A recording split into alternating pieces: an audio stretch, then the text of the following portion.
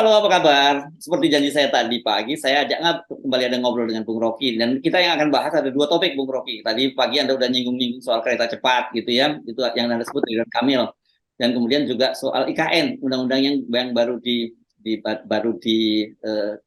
diperpanjang kembali dan disahkan oleh DPR, gitu ya. Revisi undang-undang IKN.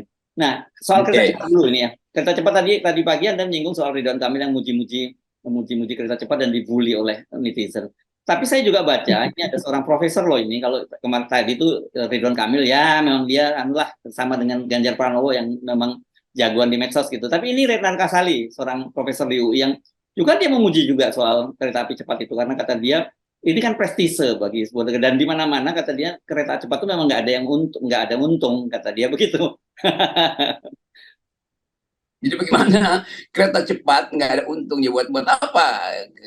Kalau kereta Untuk cepat prestis itu Bung ada Rocky. untungnya. Lalu yang mesti bayar itu siapa itu kan itu soalnya. Apalagi kalau disebut prestise, prestise di bidang apa? Teknologi. Ya teknologi itu dalam 2 tahun 3 tahun ke depan teknologi kereta cepat itu juga jadi teknologi yang obsolete, yang usang Ya. itu kan. Ya. Dan kita baru baca di berita bahwa Laos sudah lebih dahulu bikin kereta cepat daripada Indonesia itu. Ya. Jadi kalau disebut itu prestise itu sepertinya orang yang nggak mampu untuk menghitung, padahal yang bersangkutan profesor economics itu menghitung benefit cost itu apa dasarnya bikin sesuatu yang prestis kalau secara ekonomi skala ekonomi dia tidak masuk akal kan itu kalkulasi yang mesti datang dari seorang profesor ekonomi yang saya kira beliau ini saudara Renan Kasari dia salah minum jamu dia mestinya minum jamu tolak dungu bukan tolak angin tuh karena kalkulasi dia itu seolah-olah dihipnotis saja bahwa ini demi prestise maka seluruh kapasitas APBN harus dikerahkan untuk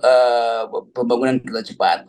Lain kalau kita bilang ya prestise bangsa itu bukan pada kereta cepat, tapi pada kecepatan berpikir pemimpinnya tuh. Jadi kalau Renald Kasali pro kereta cepat itu karena dia lambat berpikir kan. Jadi trade off-nya di situ. Orang yang berpikir cepat akan menganggap kereta cepat itu sebagai beban, liability bagi bangsa. Dan dalam hitungan ekonomi yang lain dari UI, itu 75 tahun baru nyampe. Jadi kita menabung prestise selama 75 tahun, setelah itu negara ini bangkrut sebelum 75 tahun. Karena itu prestise yang, ya prestise yang bukan sekedar berbahaya, tapi prestise yang konyol tuh. Lain kalau kereta cepat itu memang selama 75 tahun akan dianggap sebagai teknologi terakhir tuh, apa namanya, the age of the era of technology. Tapi ini kan bukan ujung teknologi. Setiap 8 jam teknologi berubah. Jadi disebut prestise. 8 jam lagi udah bukan prestise lagi tuh. Orang ke Bandung mungkin pakai drone, lalu di mana prestisenya kereta cepat.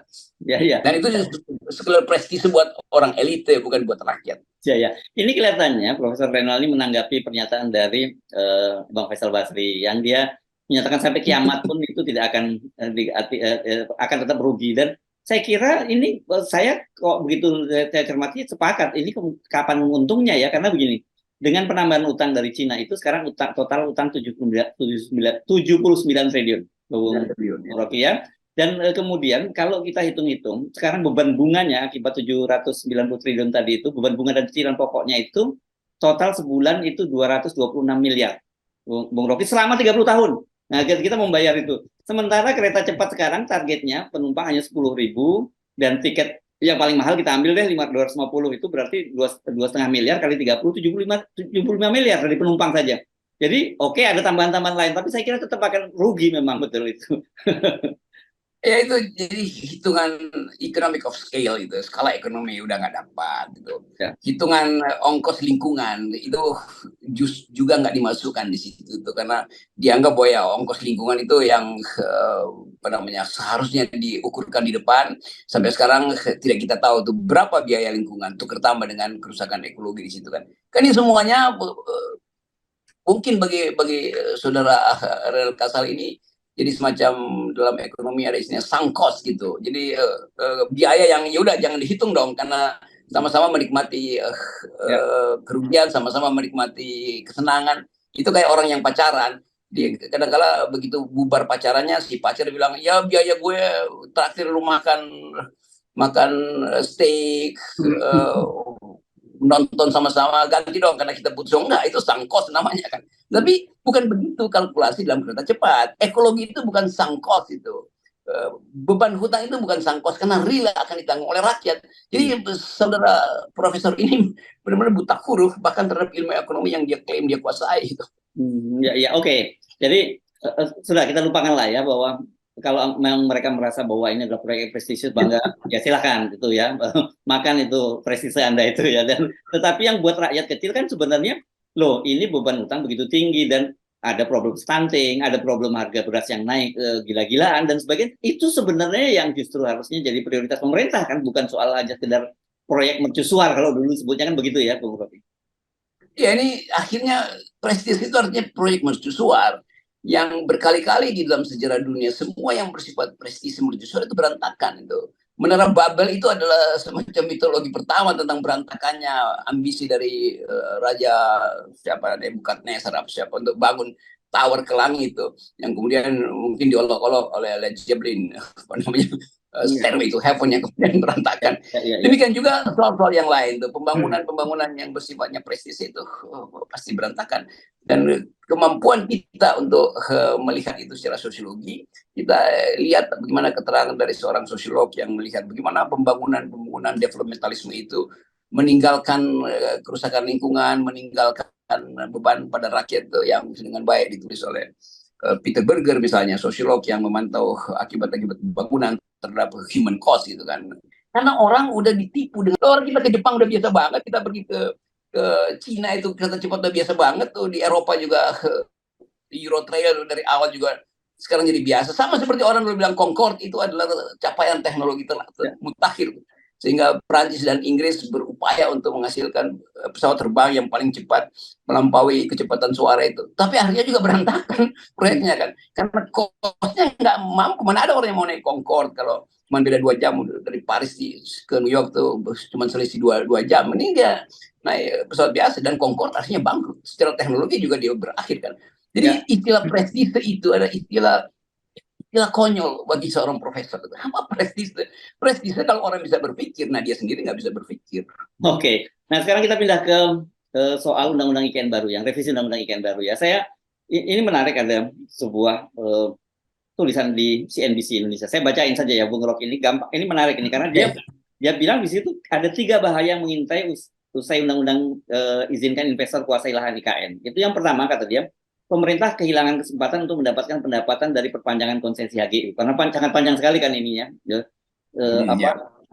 konsesinya. Kedua, pemerintah semakin lama kehilangan wewenang penuh atas kawasan yang telah dikuasai investor karena waktu HGU-nya terlalu panjang. Kemudian yang ketiga, investor akan berpeluang mengeksploitasi kawasan IKN untuk mendapatkan keuntungan dalam waktu yang sangat lama, bahkan bisa 3 generasi. Karena kan mereka diizinkan untuk menguasai lahan IKN sampai 190 tahun. Saya ingat Hong Kong saja itu Inggris hanya menguasai 100 tahun ya, Bung Rocky ya. Jadi 190 tahun itu lebih dari separuh usia penjajahan kolonial terhadap Indonesia. Kan IKN itu direvisi karena dong kalau bisa hak pemilikan tuh dan ditambahkan di situ hak pengelolaan lingkungan. Jadi kita bayangkan dalam 100 juga sudah dihitung oleh Cina untuk memasang beberapa pusat pertumbuhan baru atau pusat perdagangan sekaligus pusat untuk pengintaian intelijen kan, dan Kalimantan adalah strategis dalam upaya untuk bikin balance of terror di Cina Selatan atau di Pasifik khususnya. Tapi ini adalah kalkulasi strategis yang mungkin berubah karena perkembangan teknologi. Yang tidak mungkin berubah adalah fakta bahwa betul tadi lingkungan itu akan dieksploitasi, sumber mineral baru bahkan bisa ditemukan, lalu kita kehilangan potensi sumber mineral karena dalam jangka panjang mungkin 50 tahun aja itu jenis mineral yang dibutuhkan untuk industri strategis berubah, berbeda. Dan riset kita berhenti karena kawasan itu HGU-nya atau bahkan hak pengelolaan, hak eksploitasinya dikuasai oleh mereka yang punya sertifikat untuk mengeksplorasi IKN dan tanah di bawah IKN. Kan dasar-dasar berpikir itu yang mestinya ada di dalam AMDAL. Tetapi kan AMDAL-nya nggak pernah ada. Ini masalahnya di situ. Dan polanya selalu seperti itu ya, Bung Rocky. Pokoknya itu atas nama investasi, semua aturan itu diterabas. Dan kalau ada aturan yang menghalang-halangi ya diubah. Karena itu coba bayangkan hanya ini baru berapa lama kemudian undang-undangnya sudah direvisi lagi itu. Dan tidak menutup kemungkinan nanti ketika ternyata tidak cukup menarik buat investor akan direvisi lagi gitu. Ya, jadi saya tetap ini bagian dari pembelaan saya terutama pada masyarakat adat, teman-teman di Dayak yang membuat saya dipanggil Bareskrim dan diperkarakan. Jadi ini ada fakta lain. Jadi fakta baru ini menunjukkan bahwa istilah revisi itu bukan revisi demi kepentingan masyarakat adat atau lebih lebih banyak pada investor, yaitu oligarki itu, atau lebih khusus lagi pengusaha yang masuk di situ kan. Jadi tetap istilah revisi juga diselundupkan seolah-olah revisi itu memberikan lingkungan, kemampuan eksploitasi yang tidak terkontrol oleh negara, dan yang terakhir adalah yang berkali-kali kita lihat apa yang biasa disebut sebagai India, yang disebut sebagai Indianisasi itu. Dan ya kita tahu akan tersingkirlah masyarakat adat di situ karena kemampuan dari masyarakat baru yang datang dengan kapasitas pendidikan, teknologi akan mengubah landscape kebudayaan di Kalimantan. Ya, kan biasanya kalau di mana-mana namanya revisi itu ketika kemudian ada yang undang-undang merugikan kepentingan rakyat dan sebagainya, kemudian ada masukan dari rakyat direvisi. Kalau ini revisinya itu semata-mata semua demi kepentingan dari para investor justru dan mengabaikan kepentingan dari rakyat. Kita kaget kemarin bahwa beberapa pengusaha papan atas Indonesia tiba-tiba menyatakan diri masuk ke IKN, akan menjadi investor di situ. Nah, lalu kita lihat, oh direvisi, artinya memang ada tukar tambah tuh. Jadi mereka mungkin bilang ya revisi dulu, kalau enggak kita nggak mau masuk kan. Dan itu kita lihat bahwa investor lokal kita itu kan proksi dari investor kapital dunia juga tuh. Jadi kapital dunia atau lebih khusus lagi Cina itu memprovokasi sebetulnya revisi itu melalui tangan-tangan yang dikendalikan oleh oligarki di dalam negeri, dan oligarki punya akses langsung pada partai-partai politik untuk mendalilkan kepentingan dia sehingga timbul undang-undang yang hasil revisi itu di DPR kemarin kan. Jadi tetap kita mesti baca itu sebagai the rise of the capital kalau pakai istilah-istilah kiri itu. Dan the rise of capital ini yang menunjukkan bahwa pola eksploitasi modal di Indonesia sama sekali tidak bisa dikontrol oleh negara. Kenapa? Karena kebijakan pemerintah sendiri jadi sangat bulat, nggak ada oposisi di situ kan.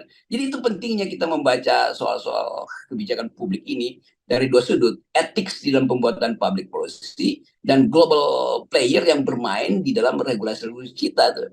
Jadi jangan dianggap bahwa DPR itu ya sekedar perwakilan rakyat daerah atau perwakilan partai politik. Dia juga perwakilan modal besar tuh, yang dalam analisis mesti kita sebutkan bahwa analisis political economy artinya analisis global political economy. Kan itu yang nggak pernah kita lihat dalam komentator talk show. Ya, nah saya kira kan ini justru dengan situasi semacam ini agak mengherankan kalau kemudian masih ada yang menyatakan bahwa ya yang baik kita lanjutkan, kemudian yang kurang baik kita optimalkan. Ini persoalannya hampir semuanya sisinya banyak yang nggak baiknya. Apa boleh buat kita mesti menyatakan begitu kan? Dan apa yang mau diteruskan gitu. Dan saya kira menjadi relevan ide perubahan itu. Ini bukan berarti kemudian kalau perubahan itu nggak dia lakukan, dan bagian-bagian yang ditodongkan oleh oligarki itu yang dilakukan Jokowi justru kan. Jadi semua hal yang di era pemerintahan Jokowi mesti kita sebut buruk kecuali ada yang baik, bukan baik kecuali ada yang buruk, lain berpikirnya tuh. Kita mau tegur juga mereka yang terlalu memuji-muji Jokowi, menganggap bahwa ya kan ada yang baik, bukan semuanya buruk, ada beberapa yang baik, bukan semuanya baik, ada beberapa yang buruk, nggak begitu lihatnya tuh. Nah itu yang kemudian kita menyatakan sebagai kemampuan kita untuk mengevaluasi pemerintah kita sendiri kadang-kadang dibatalkan karena soal sopan santun, soal kepentingan transaksi, soal mengintip potensi untuk dapat menteri yang baru. Semua itu memburukkan negeri ini. Hal yang tidak pernah dibayangkan oleh para founding parents kita. Yes, oke, baik. Terima kasih, Bung Rocky. Ya, nah ini yang paling buruk nih, nggak mau percaya pada 0%.